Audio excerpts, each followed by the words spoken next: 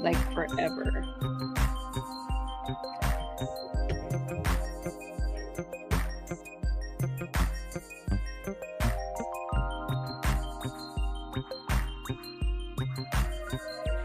All right, we are live on the gram. Good morning, everybody. It is Social Surge with Fly and Mo. Coming to you today from Spokane, Washington, as well as Baton Rouge, Louisiana. say that right. Oh, it's started over. I love Regalado Real Estate. What the heck is joining us? What the heck? So I have a couple funny stories before we get into today's show's topic, which is all about not everything is a teachable moment. Okay? Not everything is a teachable moment. Our show today is stop trying to be a professor. Just post like a person. Pretty simple. However, I have a funny story from, it's not a funny story from yesterday. It actually really like super pissed me off. So, I swim. Yes. I swim and I go at least 3 times a week. I've been trying to go at 3:00 my time. That we've pushed it out to 4. Sometimes we have to do 5 because we take our daughter to work. And at the beginning of the month, you can't use the mobile app to actually reserve. You have to call. Mm-hmm. So Hector calls, reserves the lane for me. I get lane 1. Lane 1 is closest to the wall. I love lane 1. I'm not fond of lane 2 because lane 2 is in between and you get kind of buffered back and forth, right? And so get there, and we got there like 20 minutes early, and I go and look at the sign-up sheet, and Hector's name's not on there. So I go get the pen and put Hector's name in. We already know that he's got lane 1 for 4 to 5.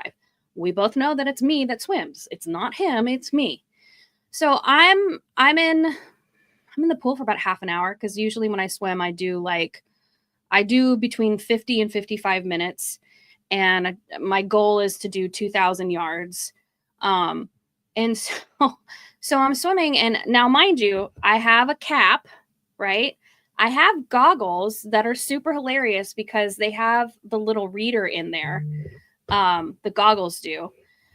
And good morning, Julia Anderson. Woo! And good morning, Dwayne. We've got the LinkedIn fam joining us too. And so I can see like how like my distance is right here. So I don't know if people can see like the little yellow, like in my, they're very cool, right? I love these goggles. Thanks to What the Heck for buying them for me. So I also wear, so imagine cap, goggles, and then I have waterproof headphones that I wear. So I listen to audiobooks while I'm swimming, because my brain does not, like, I can't shut the brain off.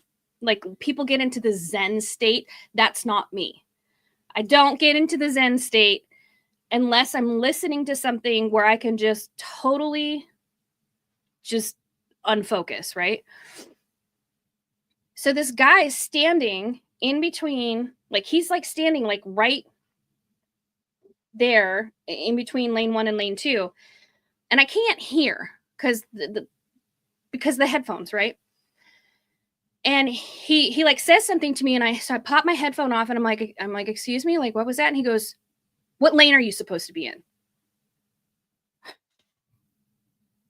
And I looked at him and I go, well, this is lane 1. This is the lane that I'm supposed to be in. He goes, what's your name? Bitch, why you need to know my name? I'm in lane 1. Like, immediately his aggression was just like push me up to like that level, right? I was not that way. I just looked at him and I go, I'm in lane 1, 4 to 5. What's your name? And I go, it's under my husband's name, Hector. So it was like, I'm like, well, 1, why do you need to know my name? And 2, were you going to claim that you're Hector? Like, you are a white dude. You are not a Hector. Okay. So anyway, super pissed me off. Like, he was like really upset that I was in that lane. I'm like, dude, I reserved this spot. Go away. Go, be free. So anyway, the comments are popping off right now, by the way. Marcy was like, shocker. Also, Marcy will be, I believe Marcy will be joining us at CREI Summit. Yes, she will be. But Marcy, Danielle, is your husband coming with you? You're bringing me back to my iron. Love this. The crew is out right now. Yes. Yeah. So I was like I was super ticked. I was mad. And now lane 2, it was an empty slot. Good morning, Bo. Empty slot until like maybe 15 minutes into my swim, another guy jumped in. And that's how it goes. Like if there's empty slots, you can take whatever lane you want, right? And you don't even have to put your name on the damn board. So I was irritated about that whole thing. And then Fly was sharing a parenting moment with me.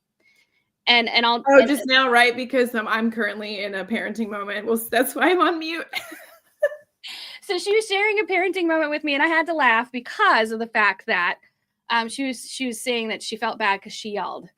And I literally had a conversation with my boy yesterday. I was like, you could probably handle a drill sergeant pretty well because I scream and yell at you all the time. Like you would have no problem in the military. And he just kind of looked at me and he was just like, huh.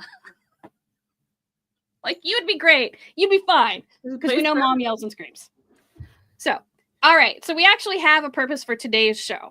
But also, like, what's interesting to me, even about okay, so everything that you just said, let me irritate you even more. What did somebody getting all up in your face teach you about sales, about commercial real estate, about business? What did it teach you about business? And so, okay, like the purpose of what we're talking about today is twofold in the sense of like, I think that it is perfectly 100% okay, acceptable, and encouraged to talk about your personal life within the, oh my God, I'm going to say it, the realm of business, right? Like, I think it is totally acceptable because we are humans and we are whole people. And also, if we were all in an office somewhere together, like if all my LinkedIn fam was in an office somewhere together, we would have the biggest and best lunchroom ever, by the way. It would be catered. It would be amazing. Absolutely. But if we were all together in the same space, these kinds of stories would naturally come up. When you work together in a company, in a business, in an organization, in an industry, relationships are the things that anchor us, that move us, that open doors for us. And these parts of our lives are naturally become a part of those conversations.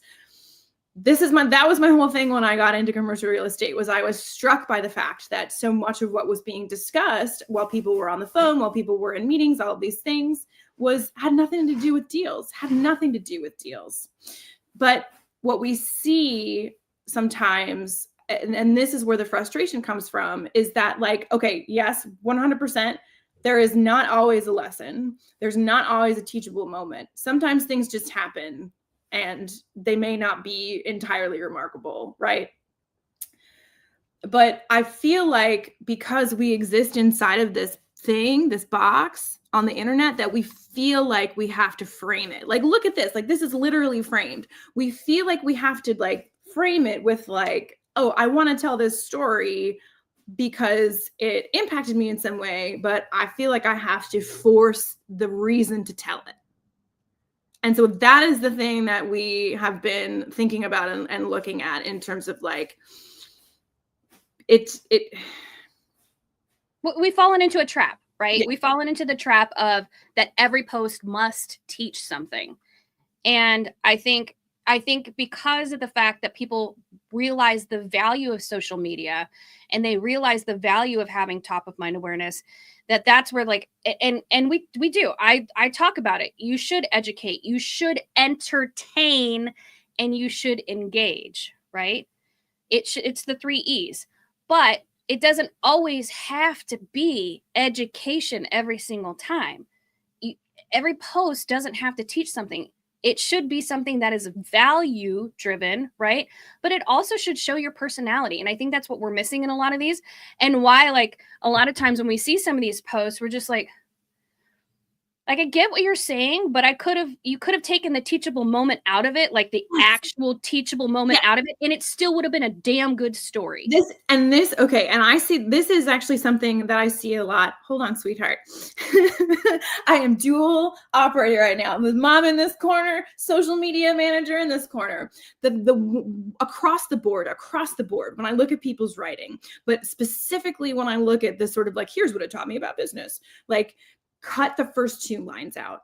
The first 2 lines out. And if you need to give yourself those lines, like, I had to balance childcare and being on a live stream this morning. Here's what it taught me about productivity, right? Like, just if you need to set up the thought for yourself in your process by like framing that prompt, that is 100% great. Use that for yourself. But the story doesn't actually start until you get past that. And it will be way more engaging, way more inviting. If you way don't more personable.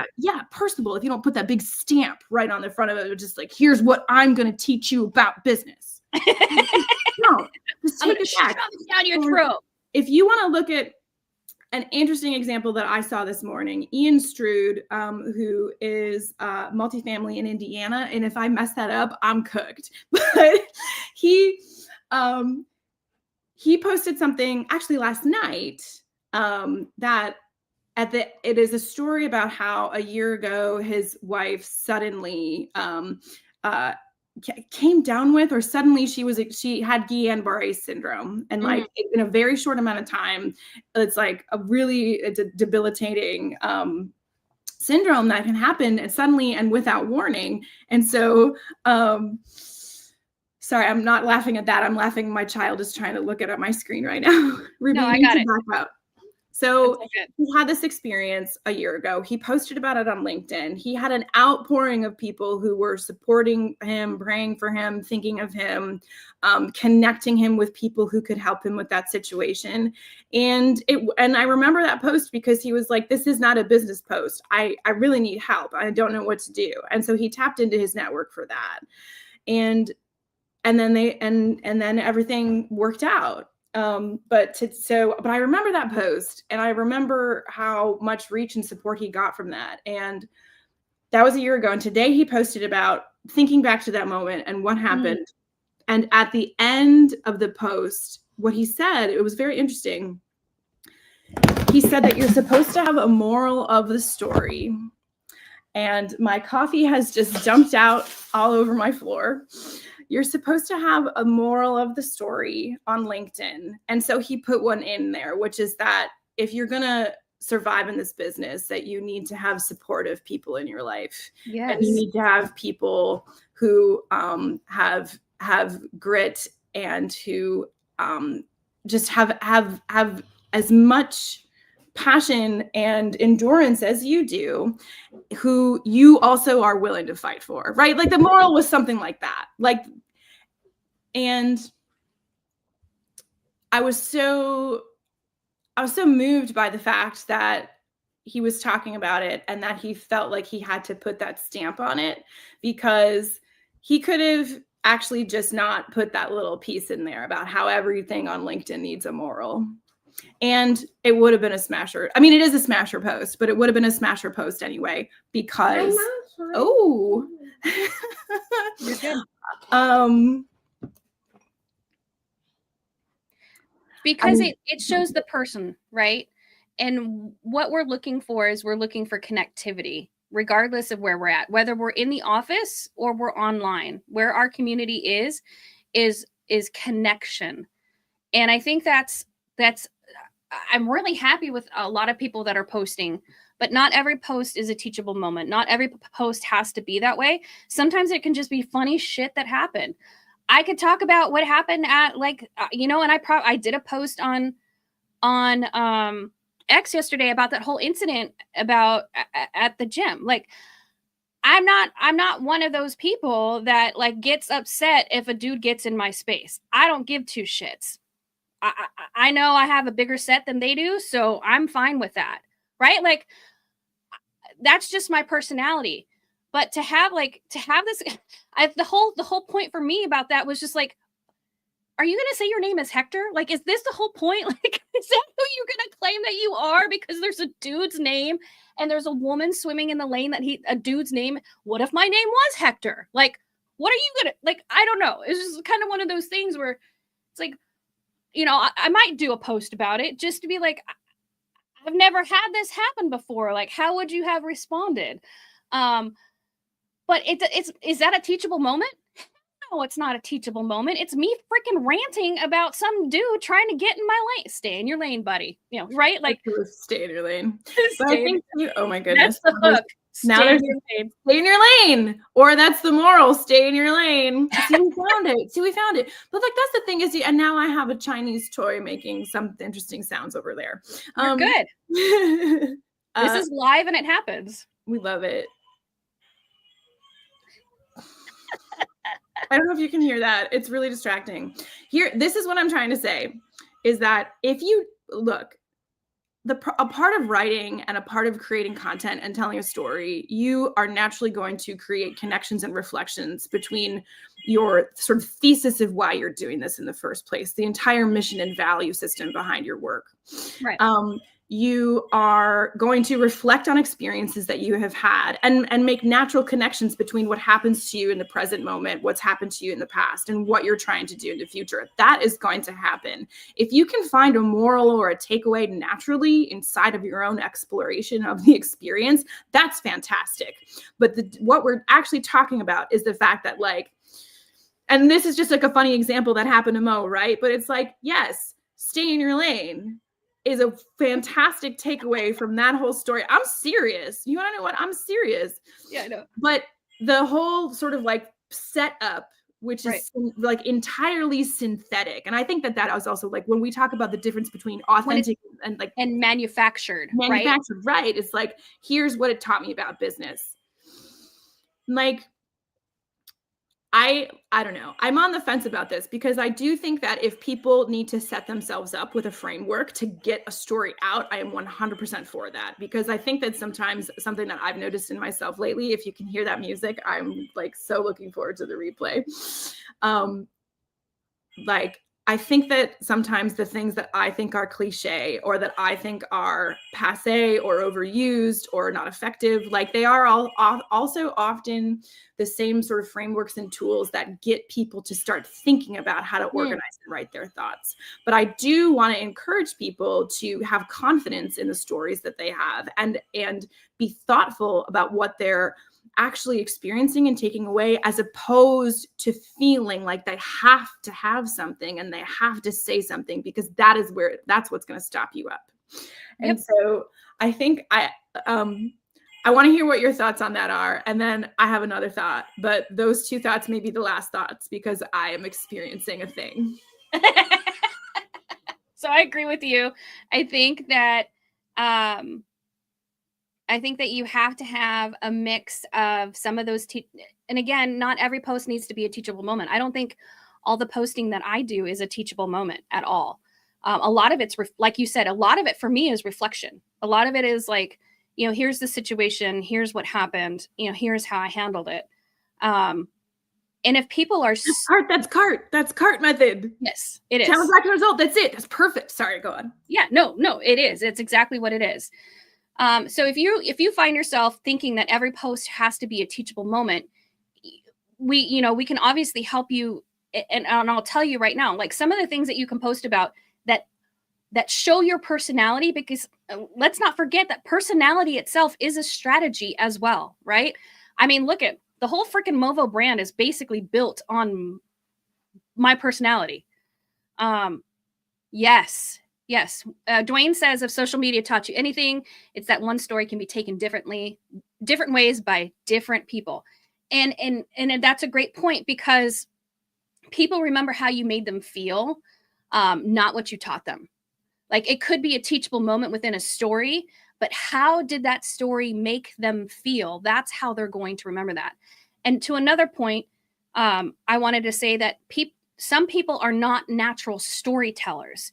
So they are going to need a framework. But what you can do is then, and what I would encourage you to do is I would encourage you to read out loud so you can hear in your voice what that story sounds like. For example, Hector has been working on creating more content for automations because he's running the automation side of our business. I don't want to know anything about it. I don't care. We have it. It's all him. Merry Christmas, right? And so we were talking about his tone of voice. And he's just like, this isn't, he's used to a certain style of writing. The style of writing that he's used to is geared towards law enforcement. It's geared towards writing reports, very short sentences, very bold statements, like, just the facts, ma'am. And so we're curating his voice. And I said, when you were doing, because he did residential real estate for about 2 years. So we did all these videos for you for residential real estate. I said, let's download all of those transcripts and let's start listening to your tone of voice so that when you start creating content for this, then it actually sounds like you. So that's exactly what we're doing. We want it to sound like him. We want it to have his personality. Obviously, my personality is big and bold, so I write big and bold. I don't have a problem cussing. I do try to temper it as much as I can when in my writing. But if I drop an F-bomb on X, I don't care. Probably won't see me do that on LinkedIn. But yeah, I mean, definitely that's just a part of my personality. So what to post shouldn't be that hard. So you can post about stories of wins and losses, right? That's always a good thing. Because it's showing the journey and it's showing your personality. I love what Fly does and actually what Fly has created with the laugh cards, right? So Fly, if you don't know, has this thing that if you made her laugh out loud, she will send you a card. And what's today's? What did you just pull out? No, I'm not going to give it up because I might need to send it to somebody. But like, it can be something simple as this made me laugh today. Right? Like this made me laugh today. Or here's another thing. Oh, and real quick, Graham fam. Pam joined us and Lady Liddy joined us on the gram. So thank you so much. You could be driving by something and it could be as simple as, WTF, like what is happening here? And it could apply to commercial real estate. It could be like, or it could be, maybe it's a picture of a parking lot and you've got, a bunch of stuff happening in the parking lot. And if you're working in retail real estate, be like, this is why we don't do these things. And, or this is why parking is important, right? Behind the scenes, people love behind the scenes. Why? Because we're nosy. It's not a teachable moment. It's just behind the scenes. Like, this is our busy day. Like, why? There's coffee all underneath me that spilled and my monitor fell over and, behind the scenes. Yeah, it's a lot. But you know what? I love this. Yes, WTF, let's go. So on Thursday, I want to extend this conversation in terms of like what to actually write about, and maybe a little bit of the. I've just been handed my sunglasses because I'm being told that it's time to go. So I love it. I want to continue this conversation on Thursday and talk more about the what to talk about. Yep. The power of personality content, I think, is what we'll cover on Thursday, right? Because the people that we like to follow on social, like our favorite accounts, and I think that's something that we should talk about is like, who are our favorite accounts to follow on social, whether they're part of commercial real estate or they're just an account that we like to follow. We need to talk about why we like to follow those people, right? Yes. Oh. The comment jockeys are not in sync. Okay. I'm going to go because I have to drop back into parenting. But kindergarten starts on Thursday, so we should be in the clear. I love it. All right, everybody, we'll see you back here on Thursday. We're going to be talking about the power of personality content, and Fly will clean up her mess. We'll see you back here on Thursday. Maybe I'll write about it. It's a teachable moment. Bye, everyone.